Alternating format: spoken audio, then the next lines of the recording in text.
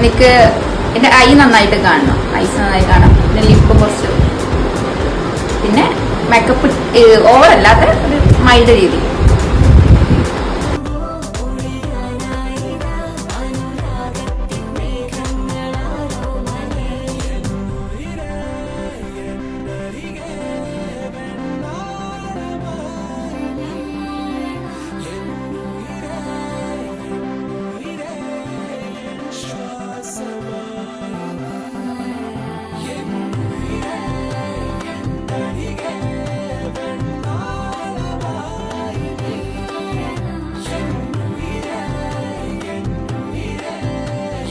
schwa